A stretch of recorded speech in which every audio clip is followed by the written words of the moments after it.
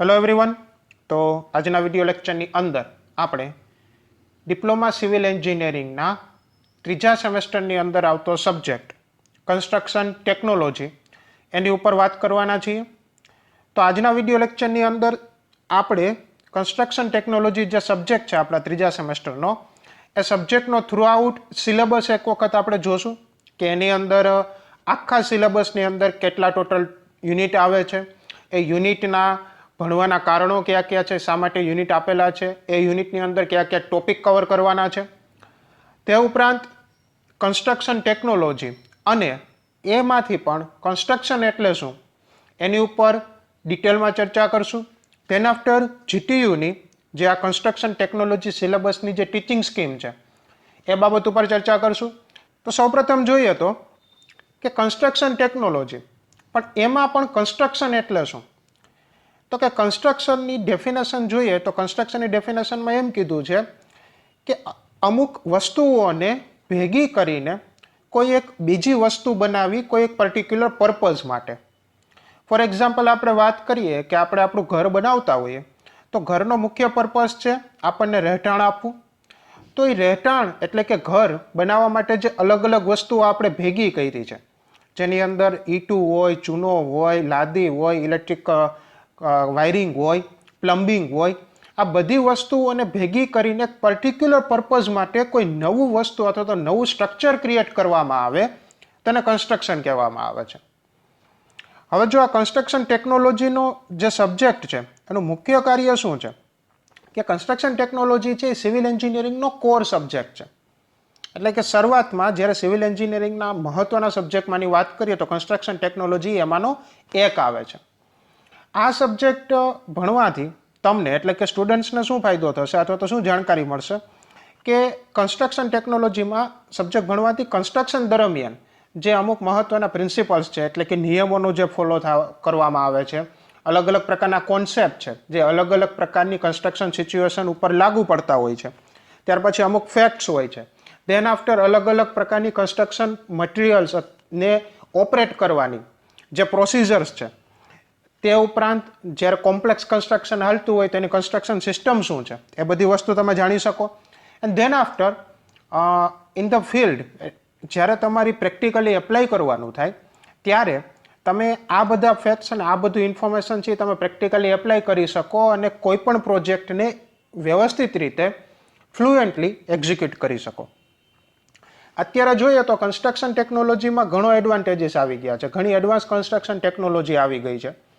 શરૂઆતની વાત કરીએ તો જ્યારે માત્ર ને માત્ર માટીના કે ગારાના મકાનો બનતા હતા એ વેધર સામે એટલા બધા ટકી શકતા નહોતા, પણ એની સામે અત્યારે કન્સ્ટ્રક્શન ટેકનોલોજી ઝડપી થઈ ગઈ છે અને એને કારણે જે કન્સ્ટ્રક્શન થાય છે એ પણ કેવું થઈ ગયું છે, સ્પીડી થઈ ગયું છે.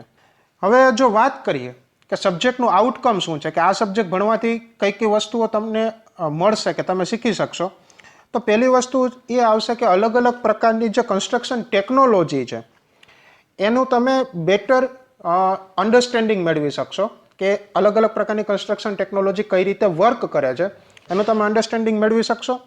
ધેન આફ્ટર કન્સ્ટ્રક્શન માટે જે અલગ અલગ પ્રકારની મશીનરીઝ યુઝ થાય છે, અલગ અલગ પ્રકારના ફોર્મવર્ક યુઝ થાય છે અને કન્સ્ટ્રક્શન દરમિયાન જે સેફ્ટી મેઝર્સ રાખવા પડે, કારણ કે કન્સ્ટ્રક્શન એક રિસ્કી પ્રોસિજર છે, એની અંદર એક્સિડન્ટ થવાના ચાન્સીસ હોય છે, તો એના માટે સેફ્ટી મેઝર રાખવા અતિ મહત્વના બની જતા હોય છે.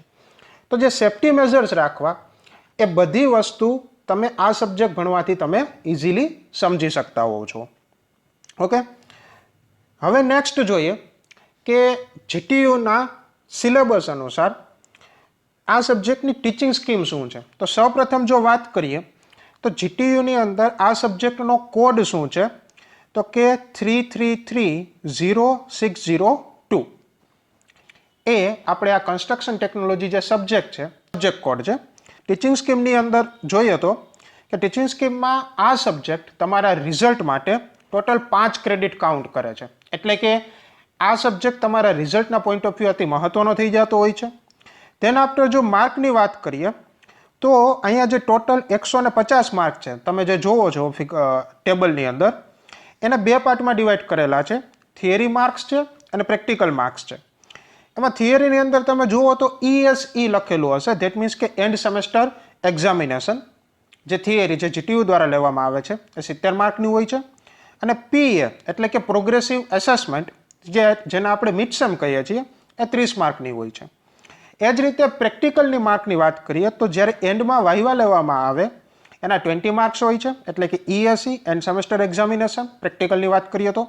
PA એટલે કે પ્રોગ્રેસિવ એસેસમેન્ટ, એની વાત કરીએ તો એના 30 માર્ક હોય છે, જે થ્રુ આઉટ તમારા આખા સેમેસ્ટર દરમિયાન જે પરફોર્મન્સ છે એના આધારે કાઉન્ટ થતું હોય છે. તો આ હતી GTUની આપણી ટીચિંગ સ્કીમ. 150 માર્કનું ટોટલ આઉટ ઓફ 150 તમારું માર્કિંગ થશે.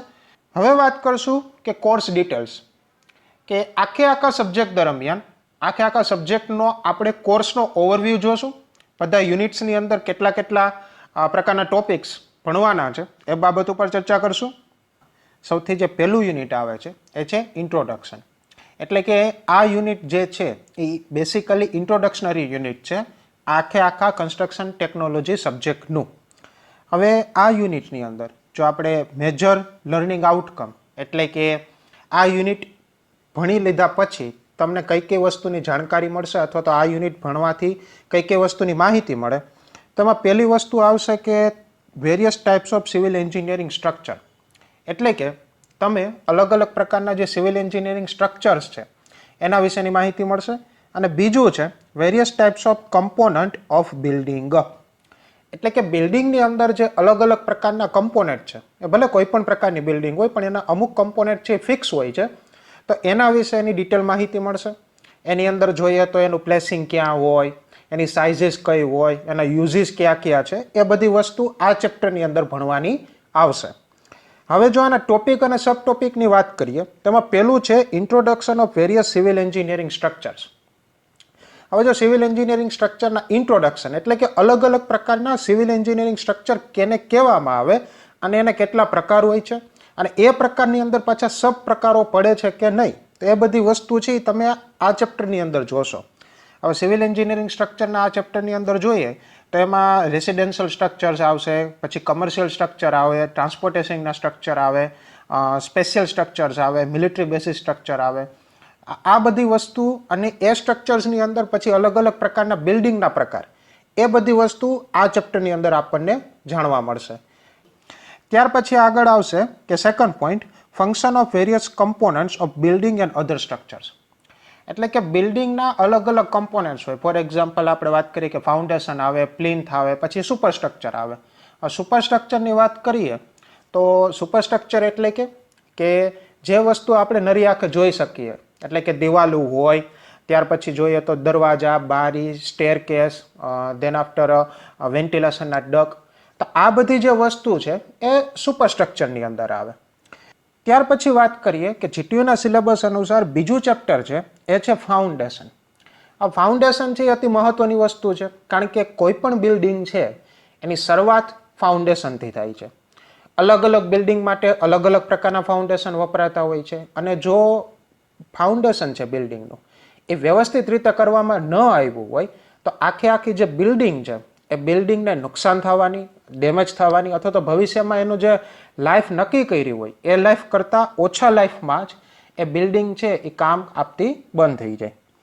તો અલ્ટિમેટલી આ ચેપ્ટરની અંદર જો જોઈએ કે આ ચેપ્ટરમાં તમને કઈ વસ્તુ જાણવા મળશે, તેમાં પહેલું આવશે કે types of foundation and its suitability to different types of soil.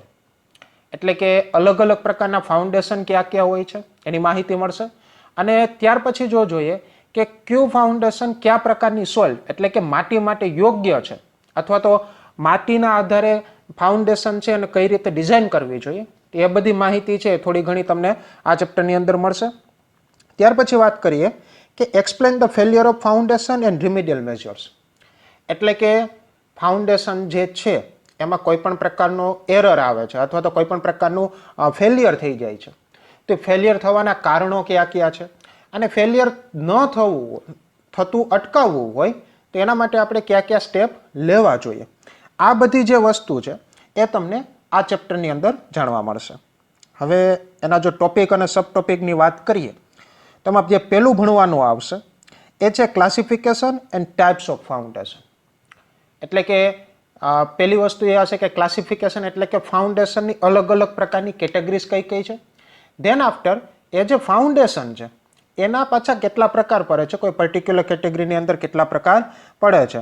For example આપણે વાત કરીએ કે સ્પ્રેડ ફૂટિંગ આવે, ત્યાર પછી કમ્બાઇન્ડ ફૂટિંગ આવે, ત્યાર પછી રાફ્ટ ફૂટિંગ આવે. તો આ બધા છે એ સેલો ફાઉન્ડેશનની અંદર આવતા હોય છે. ત્યાર પછી આગળ વાત કરીએ કે ડીપ ફાઉન્ડેશન, એટલે કે જે ઊંડું હોય, વધારે ઊંડાઈ સુધી જેનું ફાઉન્ડેશન કરેલું હોય, તો એની અંદર પાઇલ ફાઉન્ડેશન આવે છે. ત્યાર પછી અંડર રેમ્ડ પાઇલ્સ આવે છે, કેસિનોજ આવે છે, કોફર ડેમ્સ આવે છે. તો આ બધી જે વસ્તુ છે એ ડીપ ફાઉન્ડેશનની અંદર આવશે. તો આ એના ક્લાસિફિકેશન થયા. આ બધી વસ્તુ આ ચેપ્ટરની અંદર જાણવા મળશે. ત્યાર પછી વાત કરીએ કે selection of suitable types of foundation, એટલે કે ફાઉન્ડેશન છે એ સિલેક્ટ કરવું અતિ મહત્વનું થઈ જતું હોય છે. કન્સ્ટ્રક્શન સાઇટ ઉપર જે માટી છે એ માટીની ગુણવત્તા કેવી છે. ધેન આફ્ટર કન્સ્ટ્રક્શન સાઇટ ઉપર જે જમીન છે એનું ટ્રોપોગ્રાફિકલી એનું નેચર કેવું છે, જમીનનું સ્ટ્રક્ચર કેવું છે.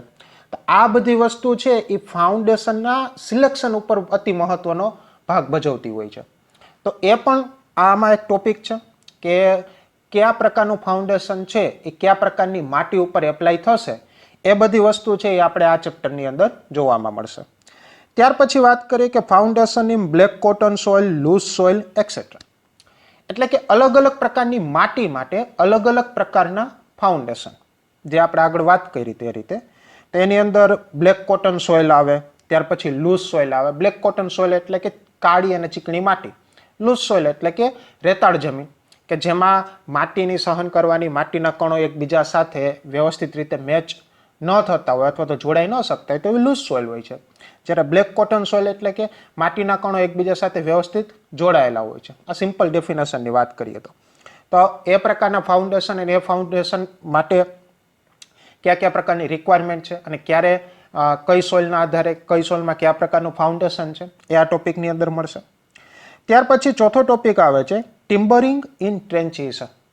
હવે ટિમ્બરિંગ એટલે શું? તમે ફિગરમાં જુઓ એ રીતે કે ફાઉન્ડેશનના જે આ ઉપર કોલમ ઊભા કરેલા છે એની આજુબાજુમાં લાકડાના પાટિયાનું એક સ્ટ્રક્ચર ડિઝાઇન કરેલું છે, એને ટિમ્બરિંગ કર્યું કહેવાય. હવે ઘણી વખત એવું થતું હોય છે કે ફાઉન્ડેશનનો ખાડો કરવામાં આવે ફાઉન્ડેશન કરવા માટે, તો જે ખાડાની જે જગ્યા છે એ વધારે હોય, અથવા તો બીજા કેસની અંદર એવું થતું હોય કે જે રેતી જે જમીન છે, જે માટી છે, એ માટી પોતાની જગ્યાએ સ્થિર રહેતી ન હોય પણ એ લૂઝ હોય. તો એને કારણે શું થાય કે જ્યારે પણ એની અંદર ફાઉન્ડેશનમાં કોન્ક્રીટ પ્યોર કરવામાં આવે, નાખવામાં આવે, તો એને કારણે એ દરમિયાન એ માટી પણ એ કોન્ક્રીટમાં મિક્સ થતી હોય. તો આ વસ્તુ અટકાવવા માટે શું કરવું પડે કે લાકડાનું ટિમ્બરિંગ કરવામાં આવે ટ્રેન્ચીસની આજુબાજુમાં, જેને કારણે માટી છે ફાઉન્ડેશનની અંદર જાય નહીં. તો એ ટ્રેન્ચીસનું ટિમ્બરિંગ કઈ રીતે કરવું, ક્યારે કરવામાં આવે અને એની કેટલી મેથડ્સ હોય છે એ બધી વસ્તુ આની અંદર જોશું. ત્યાર પછી failure in foundation. Failure in foundation એટલે કે ફાઉન્ડેશનમાં ફેલિયર થવાના કારણો કયા કયા છે, કે કયા કારણોથી ફાઉન્ડેશનની અંદર ફેલિયર થઈ શકે. તો એની ડિટેલ માહિતી છે આ ટોપિકની અંદર લેશું. અને ત્યાર પછી સપોઝ કે ફાઉન્ડેશનમાં ફેલિયર થઈ ગયું છે તો એના પછી કઈ વસ્તુ કરવી જોઈએ, અથવા તો ફેલિયર થતું અટકાવવું હોય ફાઉન્ડેશનનું, તો ત્યારે આપણે કઈ વસ્તુ ધ્યાનમાં લેવી જોઈએ, એ બધી વસ્તુ છે એ આ ટોપિકની અંદર કવર થશે. ત્યાર પછી વાત કરીએ કે યુનિટ 3 બિલ્ડિંગ કન્સ્ટ્રક્શન. હવે જો આના મેજર લર્નિંગ આઉટકમ વિશે આપણે વાત કરીએ તો એમાં મેજર લર્નિંગ આઉટકમની અંદર પહેલું શું થશે કે તમને અલગ અલગ પ્રકારના બ્રિક અને સ્ટોન મેશનરી વિશે માહિતી મળશે. બ્રિક અને સ્ટોન મેશનરી એટલે કે જે ઈંટું છે, ઈંટુની કોઈ દિવાલ કરવી છે, અથવા તો પાણા એટલે કે સ્ટોન, પથ્થર, એની દિવાલ કરવી છે, તો એનું એરેન્જમેન્ટ કઈ રીતે કરવું. ધેન આફ્ટર એ દિવાલ કરવી હોય, બ્રિકની દિવાલ કરવી હોય અથવા તો પથ્થરની દિવાલ કરવી હોય, તો એની ટેકનિક્સ કઈ કઈ છે. ત્યાર પછી દિવાલ કરતી વખતે કઈ વસ્તુ ધ્યાનમાં રાખવી જોઈએ, એ બધી વસ્તુ છે એ આ ચેપ્ટરમાંથી તમને જાણવા મળશે. ત્યાર પછી આવશે કે એક્સપ્લેન કન્સ્ટ્રક્શન પ્રોસિજર, એટલે કે અલગ અલગ પ્રકારની કન્સ્ટ્રક્શન પ્રોસિજર્સ છે કે કન્સ્ટ્રક્શન કઈ રીતે કરવું જોઈએ, ક્યાંથી શરૂઆત થાય, એનો પહેલો સ્ટેપ શું હોય છે અને એન્ડનો સ્ટેપ શું છે, એ બધી વસ્તુ છે આની અંદર આ ચેપ્ટરમાં તમને જાણવા મળશે. ત્યાર પછી explain different types of concrete and its type, એટલે કે જુઓ કોન્ક્રીટ છે અલગ અલગ પ્રકારના હોય છે, જેમ આપણે આગળ વાત કરી કે ફાઉન્ડેશન છે એનું સિલેક્શન સોઇલના આધારે થતું હોય છે, એ જ રીતે જે કોન્ક્રીટ છે એનું સિલેક્શન પણ કન્સ્ટ્રક્શનમાં કેવી રિક્વાયરમેન્ટ છે, કયા પ્રકારનું સ્ટ્રક્ચર છે. ધેન આફ્ટર આગળ વાત કરીએ કે સ્ટ્રક્ચર ઉપરાંત જે કોન્ક્રીટ જે સ્ટ્રક્ચર જે ઊભું થવાનું છે એનું આસપાસનું એટમોસ્ફિયર કેવું છે, વાતાવરણ કેવું છે, ટોપોગ્રાફી કેવી છે, તો એના આધારે કોન્ક્રીટના કમ્પોઝિશનમાં, કોન્ક્રીટના પ્રકારમાં અલગ અલગ ચેન્જીસ આવતા હોય છે. એટલે એ કયા પ્રકારનો કોન્ક્રીટ છે એના વિશે અને ધેન આફ્ટર એ કોન્ક્રીટની અંદર શું આવે છે એની ડિટેલમાં માહિતી તમને આ ચેપ્ટરની અંદર મળશે. ત્યાર પછી વાત આવશે કે develop the concept of various type of formwork. આ ફોર્મવર્ક જે છે, અલગ અલગ પ્રકારના જે ફોર્મવર્ક છે તે ફોર્મવર્કના પ્રકાર કેવા હોય છે અને ફોર્મવર્કનો બેસિક કોન્સેપ્ટ શું છે, એ વસ્તુ છે એ અલ્ટિમેટલી આ બિલ્ડિંગ કન્સ્ટ્રક્શન ચેપ્ટર જે યુનિટ નંબર 3 છે આપણો, એની અંદર જાણવા મળશે. હવે આગળ આપણે વાત કરીએ કે ટોપિક અને સબ ટોપિકની, તો એમાં પહેલું આવશે બ્રિક અને સ્ટોન મેસનરી.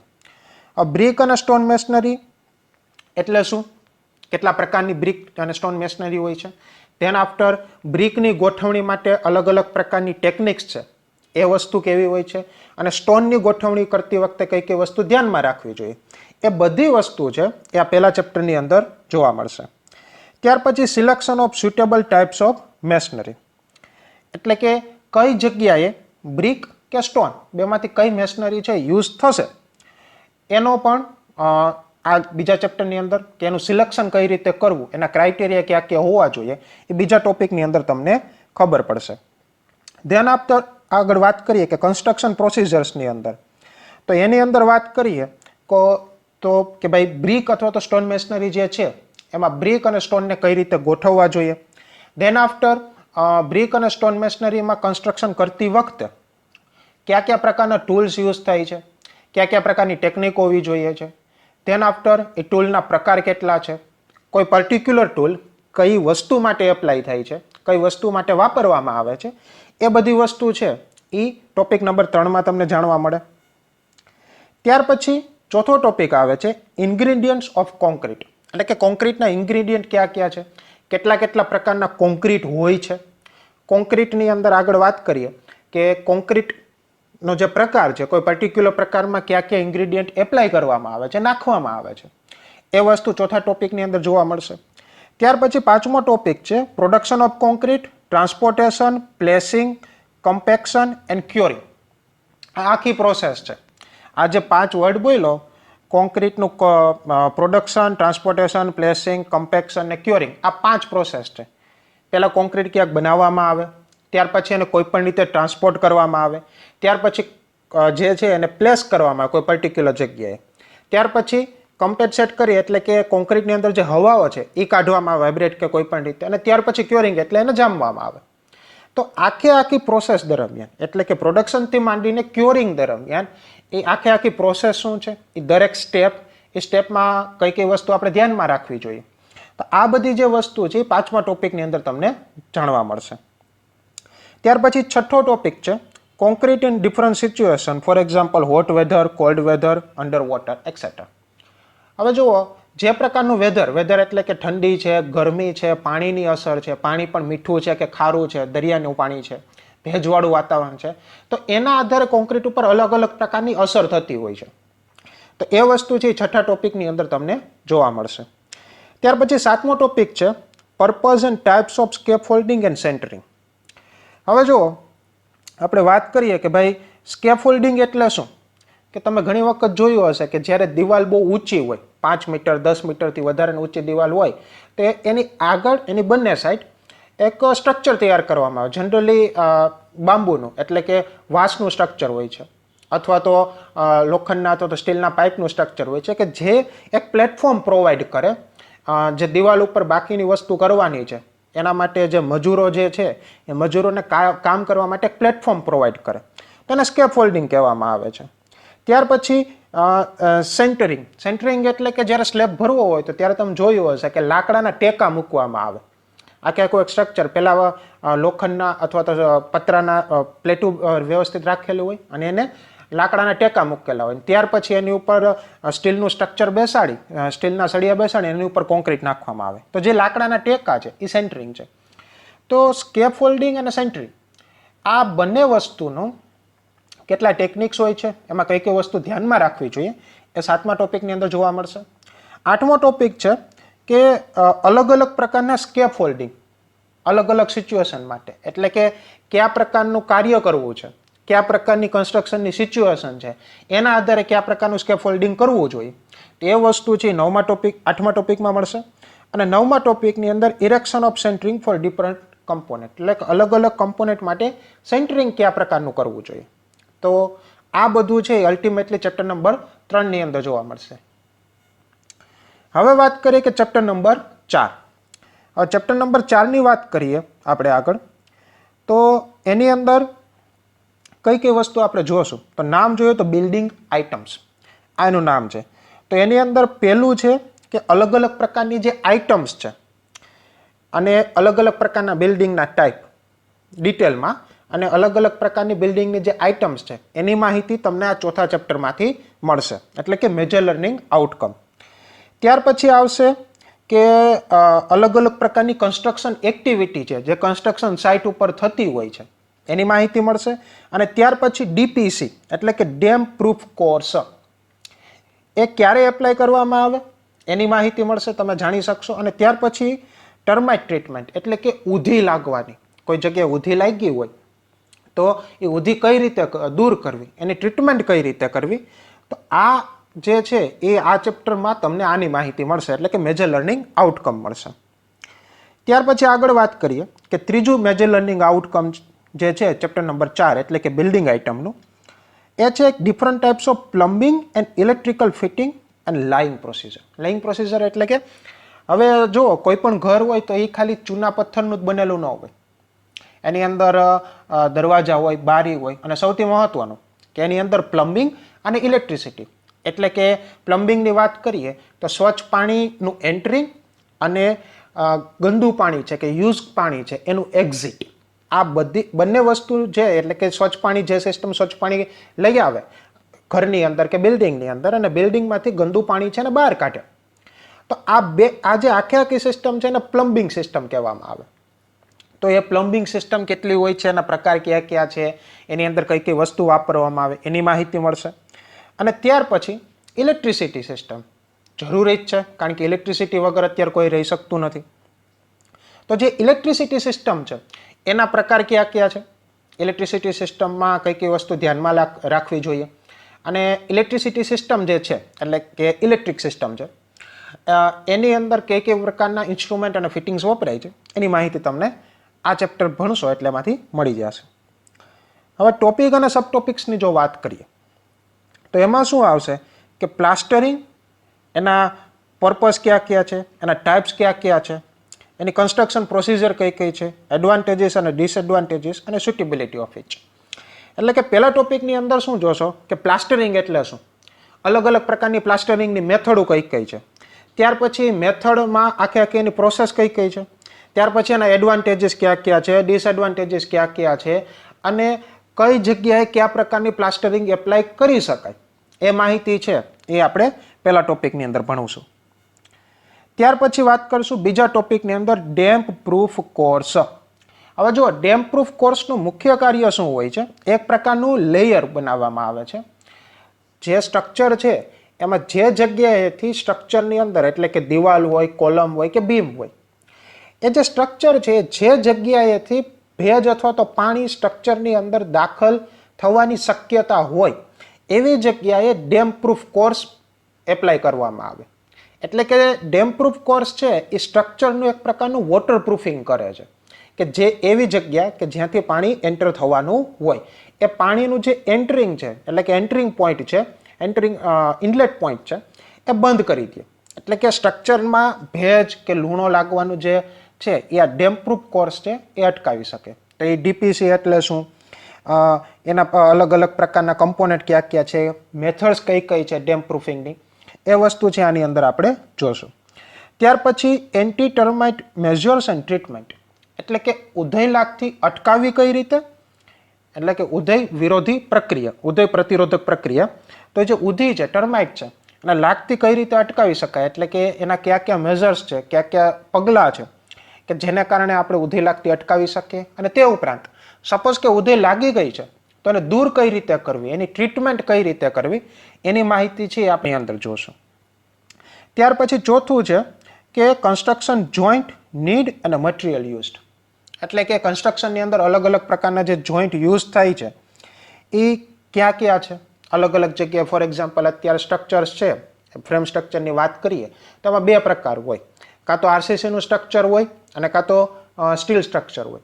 તો આરસીસી સ્ટ્રક્ચર કે સ્ટીલ સ્ટ્રક્ચર આ બંનેમાં કયા કયા પ્રકારના જોઈન્ટ વપરાય છે, ધેન આફ્ટર એ જે જોઈન્ટ બનાવવા હોય ત્યારે કયા કયા પ્રકારનું મટીરિયલ યુઝ થાય છે, એ છે એ આપણે ટોપિક નંબર 4ની અંદર જોશું. ત્યાર પછી પાંચમો ટોપિક વાત કરીએ તો કે એની અંદર આવશે, પાંચમા ટોપિકની અંદર જો આપણે વાત કરીએ તો પ્લમ્બિંગ એન્ડ ઇલેક્ટ્રિફિકેશન. હવે પ્લમ્બિંગ એન્ડ ઇલેક્ટ્રિફિકેશન એટલે કે પ્લમ્બિંગ વર્ક આપણે આગળ વાત કર્યું એ જ રીતે કે ઘરની અંદર સ્વચ્છ પાણી લઈ આવવું અને ગંદુ પાણી બહાર કાઢવું.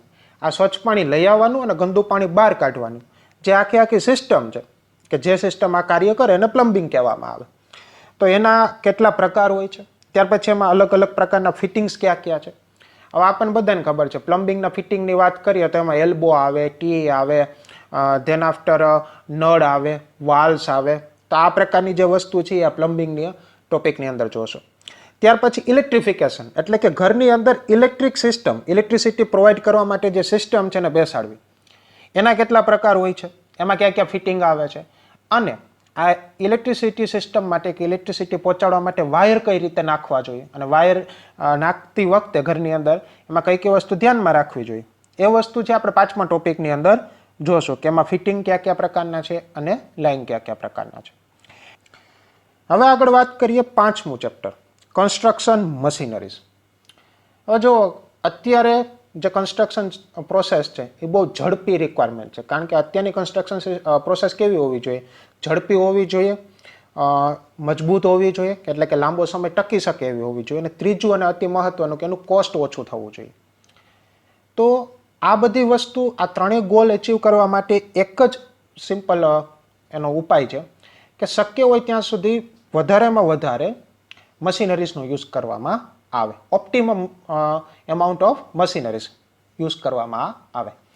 તો જે પાંચમું ચેપ્ટર છે એની અંદર તમે મેજર કઈ કઈ વસ્તુ પહેલાં જાણશો કે પાંચમું ચેપ્ટરમાં તમે કઈ કઈ વસ્તુ તમે જાણી શકશો પાંચમું ચેપ્ટર ભણવાથી. તો એમાં પહેલું આવશે કે અલગ અલગ પ્રકારના કન્સ્ટ્રક્શન મશીનરીઝ, એના ટાઈપ્સ, ધેન આફ્ટર એના ફીચર્સ કે કોઈ પણ કન્સ્ટ્રક્શન મશીનરીઝ છે એના ફીચર કયા કયાના ફીચર્સ છે તે, એન્ડ ધેન આફ્ટર એનું વર્કિંગ, એટલે કે ડિટેલ વર્કિંગ નહીં હોય પણ એ કઈ રીતે વર્ક કરે છે, સિમ્પલ ઓવરવ્યૂ. આ બધી વસ્તુ છે એ આપણે પાંચમા ચેપ્ટરની અંદર જોશું, એટલે કે કન્સ્ટ્રક્શન મશીનરી યુનિટ નંબર 5. હવે એના જો ટોપિક અને સબ ટોપિક્સની વાત કરીએ તો સૌથી પહેલું વસ્તુ છે કે પર્પઝ, એડવાન્ટેજીસ અને ડિસએડવાન્ટેજીસ. કોઈ પણ મશીનરી છે કન્સ્ટ્રક્શન મશીનરીઝ, તો એનું મુખ્ય ઉપયોગ શું છે, પર્પઝ શું છે એનો, એ વસ્તુ જોશું. ધેન આફ્ટર એના એડવાન્ટેજીસ જોશું. આપણે આગળ જોયું, વાત કરી એમ કે ટાઈમ, કોસ્ટ અને મજબૂતાઈ, આ ત્રણેય વસ્તુ છે એ મશીનરી યુઝ કરવાના મુખ્ય એડવાન્ટેજીસ છે. પણ એવું નથી કે માત્ર એના એડવાન્ટેજીસ છે, એની સામે અમુક એના ડિસએડવાન્ટેજીસ પણ છે. તો એ એડવાન્ટેજીસ ક્યાં ક્યાં છે, ડિસએડવાન્ટેજીસ ક્યાં ક્યાં છે, અને કોઈ પણ મશીનરીનો ઉપયોગ કયો છે, એ વસ્તુ છે આની અંદર આપણે જોશું. ત્યાર પછી machinery used for earthwork and other construction works, mortar type and specific use. હવે અલગ અલગ પ્રકારની મશીનરીઝ કઈ છે જે અલગ અલગ પ્રકારના કામ કરવા માટે વપરાય છે. તો આ પાંચમા ચેપ્ટરની અંદર જો આપણે વાત કરીએ કે કઈ વસ્તુ જોશું કે પાંચમા ચેપ્ટરના બીજા ટોપિકની અંદર, તેમાં એસ્કેવેશન એટલે કે ખોદકામ માટે કયા કયા પ્રકારની મશીનરી અથવા તો ઇક્વિપમેન્ટ યુઝ થાય છે. ત્યાર પછી વાત કરીએ કે અર્થ મૂવિંગ ઇક્વિપમેન્ટ એટલે કે જે મટીરિયલ્સ છે, કોઈ કન્સ્ટ્રક્શન મટીરિયલ છે એ કોઈ સાઇટ ઉપર રિક્વાયર્ડ છે પણ એ કન્સ્ટ્રક્શન મટીરિયલ સાઇટ ઉપર અવેલેબલ નથી, બીજી જગ્યાએથી તમારી કન્સ્ટ્રક્શન મટીરિયલ લઈ આવવું પડે એમ છે. તો એ ટ્રાન્સપોર્ટ કરવા માટે કઈ વસ્તુ રિક્વાયર્ડ છે, કયા પ્રકારની ઇક્વિપમેન્ટ અથવા તો મશીનરી રિક્વાયર્ડ છે એ જોવાના છીએ. ત્યાર પછી ટ્રાન્સપોર્ટિંગ ઇક્વિપમેન્ટ એટલે કે જે નાની સાઇઝના ઇક્વિપમેન્ટ છે એને ટ્રાન્સપોર્ટ કરવા માટે કઈ મશીનરી વપરાય છે એ જોશું. ત્યાર પછી હોસ્ટિંગ ઇક્વિપમેન્ટ એટલે કે સાદી ભાષામાં કહીએ તો ક્રેન અથવા તો એના જેવી બીજી કોઈ પણ મશીનરી કે જે કોઈ હેવી વસ્તુને અથવા તો હેવી મટીરિયલ્સને એક જગ્યાએથી ઉપાડીને ઉચકીને બીજી જગ્યાએ મૂકી શકે, રાઈટ. તો એ બધી વસ્તુ જોશું. ત્યાર પછી આગળ વાત કરીએ કે કયા કયા ફેક્ટર્સ છે કે જે ઇફેક્ટ કરે છે કોઈ પણ પર્ટિક્યુલર મશીનરી સિલેક્ટ કરતી વખતે, એ પણ આપણે આ 5મા ચેપ્ટરની અંદર ફ્યુચરમાં જોવાના છીએ. ત્યાર પછી વાત કરીએ કે ત્રીજો ટોપિક કે જે કન્સ્ટ્રક્શન મશીનરીઝ છે એની ડિટેલ્સ એટલે કે એની અંદર મુખ્ય કયા કયા કમ્પોનન્ટ્સ આવે છે, એના વર્કિંગ શું હોય છે. ત્યાર પછી એના કોઈ સ્પેશિયલ ફીચર્સ, ફોર એક્ઝામ્પલ કોઈ ક્રેન છે તો નોર્મલ ક્રેનની જગ્યાએ આપણે ટાવર ક્રેનની વાત કરીએ તો ટાવર ક્રેન એવી છે એનું સ્પેશિયલ ફીચર્સ એવું છે કે જેમ જેમ બિલ્ડિંગની સાઇઝ ઊંચાઈ વધતી જાય એમ ટાવર ક્રેન પણ પોતાની ઊંચાઈ વધારી શકે, એટલે કે આપણે એની ઊંચાઈ વધારી શકીએ, તો એનું સ્પેશિયલ ફીચર્સ છે. ત્યાર પછી આપણે TBM ટનલ બોરિંગ મશીન, જ્યારે પહાડની અંદર અથવા તો કોઈ મોટા સિટીઝ છે એની અંદર અંડરગ્રાઉન્ડ મેટ્રો ડિઝાઇન કરવી છે તો એમાં ટનલ ખોદતી વખતે TBM વાપરવામાં આવે, ટનલ બોરિંગ મશીન. એ સ્પેશિયલ માત્ર ને માત્ર ટનલ ખોદવા માટે જ યુઝ કરવામાં આવે. તો એ જે TBM છે એનો સ્પેશિયલ ફીચર્સ છે માત્ર ને માત્ર ટનલ ખોદવી, એ અંડરગ્રાઉન્ડ વર્ક કરી શકે. તો આવા અલગ અલગ પ્રકારના કોઈ મશીનરીના ફીચર્સ હોય તેની ઉપર વાત કરશું. ત્યાર પછી કી મશીનરી કઈ જગ્યાએ વધારે સુટેબલ છે એ સિલેક્શન કરવા માટે કયા કયા ફેક્ટર્સ ઇફેક્ટ કરે છે એ બધી વસ્તુ છે આની અંદર જોશું. ત્યાર પછી મશીનરીના સ્પેસિફિકેશન કયા કયા છે એ બધી વસ્તુ આ ચેપ્ટર નંબર 5માં જોશું. તો હવે છે unit number 6 building maintenance and safety measures. તો અલ્ટિમેટલી તમે આ જે નામ જોવો છો એના આધારે જ ખબર પડશે કે આ ચેપ્ટરમાં બિલ્ડિંગનું મેન્ટેનન્સ વર્ક અને બિલ્ડિંગનો કન્સ્ટ્રક્શન પ્રોસેસ દરમિયાન કઈ કઈ વસ્તુ સેફટી માટે ધ્યાનમાં રાખવી જોઈએ એ વસ્તુ તમને આ યુનિટ નંબર 6માં જાણવા મળશે. હવે જો એના મેજર લર્નિંગ આઉટકમની વાત કરીએ કે મેન્ટેનન્સ વર્ક, એના ક્યાંક એના ડિફેક્ટ થવાના કારણો, ત્યાર પછી મેન્ટેનન્સ વર્કના પ્રકાર અને કોઈ પણ પ્રકારની ડિફેક્ટ છે તેને રિમેડિયલ મેઝર્સ એટલે કે ડિફેક્ટ શરૂઆત થાય એ પહેલાં જ એને કઈ રીતે અટકાવી, આ પ્રકારની જે વસ્તુ છે એ આ major learning outcome chapter number 6નું છે, એટલે કે એમાંથી તમને માહિતી મળશે. ત્યાર પછી સેફટી માટે અલગ અલગ પ્રકારના લોઝ, નોર્મ્સ કે એક્ટ્સ જે સરકારે બનાવેલા છે એ કયા કયા છે એના વિશે તમને માહિતી મળશે. ત્યાર પછી જો ત્રીજા પોઈન્ટની વાત કરીએ તો એક્સપ્લેન ધ પ્રિકોશનરી અને પ્રિકોશન્સ મેઝર્સ ઓફ સેફટી, એટલે કે સેફટી દરમિયાન સેફટી રાખવા માટે કયા કયા પગલાં લેવા જોઈએ, કઈ કઈ ટેકનિક આપણે ડેવલપ કરવી જોઈએ. તો એ જે વસ્તુ છે એ આ ચેપ્ટર નંબર 6 ભણશો એટલે તમને એમાંથી માહિતી મળશે. હવે એના ટોપિક અને સબ ટોપિકની વાત કરીએ તો મેન્ટેનન્સ પહેલો ટોપિક છે purpose, need, importance and methods, એટલે કે મેન્ટેનન્સનું ઉપયોગ શું છે, એની જરૂરિયાત શા માટે છે, એનું મહત્વ શું છે અને મેન્ટેનન્સની અલગ અલગ મેથડ્સ કઈ કઈ છે એ તમે આ પહેલા ચેપ્ટરની પહેલા પોઈન્ટની અંદર આપણે ભણશું. તે પછી causes and types of defect in a building, એટલે કે બિલ્ડિંગની જે ડિફેક્ટ છે અલગ અલગ પ્રકારની ડિફેક્ટ હોય, ફોર એક્ઝામ્પલ પ્લાસ્ટર ક્યાંક ઉખડી ગયું હોય કે કલરમાં ડિફેક્ટ આવી હોય અથવા તો ક્યાંક ફ્લોરિંગની જે લાદી છે એ ઉપસી ગઈ હોય અથવા તો બેસી ગઈ હોય. તો આ જે પ્રકારની જે ડિફેક્ટ્સ છે એના પ્રકાર કયા કયા છે અને એ ડિફેક્ટ થવાના મુખ્ય કારણો કયા કયા છે એ છે આપણે બીજા ટોપિકની અંદર ભણશું. ત્રીજા ટોપિકની અંદર છે preparation of report on a maintenance work. હવે જ્યારે પણ કોઈ પણ બિલ્ડિંગની અંદર મેન્ટેનન્સ વર્ક કરવામાં આવે તો ત્યારે એનો એક પર્ટિક્યુલર રિપોર્ટ તૈયાર કરવામાં આવે. તો એ રિપોર્ટ તૈયાર કરતી વખતે કઈ કઈ વસ્તુ ધ્યાનમાં રાખવામાં આવે, કઈ કઈ વસ્તુ એમાં એડ કરવામાં આવે. દેન આફ્ટર રિપોર્ટ કેવા પ્રકારના હોય છે, કઈ રીતે બનાવવામાં આવે છે, એ બધી વસ્તુ છે થ્રુ આઉટ અબાઉટ મેન્ટેનન્સ વર્કના રિપોર્ટની એ ત્રીજા ટોપિકની અંદર આપણે સમજશું. ત્યાર પછી ચોથો ટોપિક આવે છે રિમેડિયલ મેઝર્સ અને execution procedure of any one type of building maintenance work, એટલે કે જ્યારે કોઈ પણ પ્રકારના બિલ્ડિંગની અંદર ફોર એક્ઝામ્પલ મેન્ટેનન્સ વર્ક ચાલુ છે તો એ મેન્ટેનન્સ વર્ક માટે જે ડિફેક્ટ છે એ ડિફેક્ટ શરૂઆત થાય એ પહેલાં જ કઈ રીતે અટકાવી અને ધેન આફ્ટર બિલ્ડિંગના અલગ અલગ પ્રકારના જે મેન્ટેનન્સ વર્ક છે એ મેન્ટેનન્સ વર્ક કઈ રીતે કેરી આઉટ કરવામાં આવે છે એની માહિતી ચોથા પોઈન્ટની અંદર જોશો. ત્યાર પછી પાંચમો પોઈન્ટ છે importance of various law, norms, regulation, acts for safety. એટલે કે અલગ અલગ પ્રકારના જે નિયમો છે, કોઈ પર્ટિક્યુલર સરકાર હોય અથવા તો કોઈ પર્ટિક્યુલર કંપની હોય એને બનાવેલા છે, તો એના મહત્વ શું શું છે અને એ કોઈ પર્ટિક્યુલર નિયમ છે એમાં કઈ કઈ વસ્તુ મેન્શન કરેલી છે, એ બધી વસ્તુ પાંચમા પોઈન્ટની અંદર આપણે જોશું. ત્યાર પછી પ્રિકોઝન્સ અને પ્રિકોઝનરી મેઝર્સ, એટલે કે સેફટી માટે કયા કયા પગલાં લેવા જરૂરી જ છે, એ છઠ્ઠા ટોપિકની અંદર જોશું. અને સાતમો ટોપિક આવશે પોસ્ટ એક્સિડન્ટ પ્રોસિજર.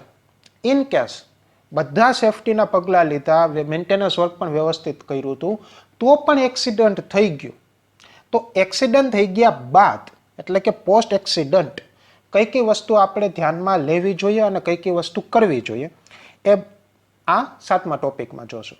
એટલે અલ્ટિમેટલી યુનિટ નંબર 6ની અંદર મેન્ટેનન્સ અને સેફટી એને રિલેટેડ એના ટાઈપ્સ અને સેફટીની વાત કરીએ તો સેફટી સાઇડ એના અલગ અલગ લોસ, આ બધી વસ્તુ છે એ આપણે યુનિટ નંબર 6માં જોશું.